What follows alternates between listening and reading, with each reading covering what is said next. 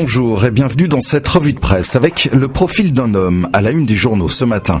Il s'appelle Mehdi Nemmouche, celui qui est présenté par 20 minutes comme le suspect numéro 1 de la tuerie du musée juif de Bruxelles, est aussi associé par la presse à un autre homme, Mohamed Merah, car le Figaro rappelle qu'ils étaient tous deux fichés et donc connus des services de police. Pour le journal, le profil djihadiste de Mehdi Nemmouche risque de relancer la polémique sur la surveillance des Français qui partent combattre en Syrie. Aujourd'hui en France, ne s'embarrasse pas de présomption d'innocence et s'intéresse lui aussi au parcours de ce djihadiste français, tout comme Libération qui en page intérieure met en garde contre toute généralisation à partir d'une dérive personnelle. Et le journal raconte la jeunesse difficile de ce garçon délaissé par sa famille que son ancien avocat décrit comme attachant.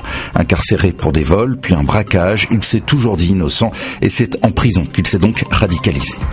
L'autre grand titre du jour concerne le puzzle des super-régions, comme le dit La Croix, car cette semaine, François Hollande doit dévoiler les grands axes de sa réforme territoriale qui va conduire à de grands regroupements de régions. La nouvelle carte se redessine assez précisément selon les Échos, avec toutefois quelques interrogations à l'ouest où les rapprochements font l'objet d'intenses tractations sous fond de rivalité entre les présidents de régions, mais aussi au sud où le Languedoc-Roussillon craint de se faire avaler par Midi-Pyrénées. Les Échos qui à la une évoquent les dessous de l'affaire BNP Paribas, accusée par les États-Unis d'avoir violé les sanctions économiques américaines décidées contre l'Iran, le Soudan et Cuba.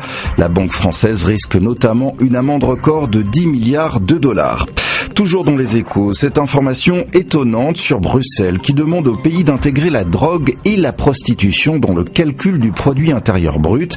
Ces activités étant autorisées dans certains pays et donc déjà comptabilisées comme aux Pays-Bas. La France se montre pour l'instant réticente, mais ça ne gêne moins l'Angleterre ou l'Italie qui pourraient ainsi booster leur PIB de près de 10%. Du côté de l'équipe, un week-end riche en actualités sportives avec Federer et Tsonga à terre à Roland-Garros. C'est l'équipe de France de foot en mode mondial et en manque d'efficacité qui doit se contenter d'un match amical nul, un partout face au Paraguay.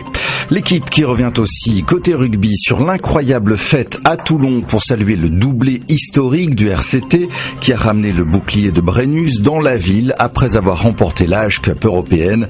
Et c'est sur cette photo de la rade de Toulon envahie de supporters en liesse que l'on se quitte. À demain.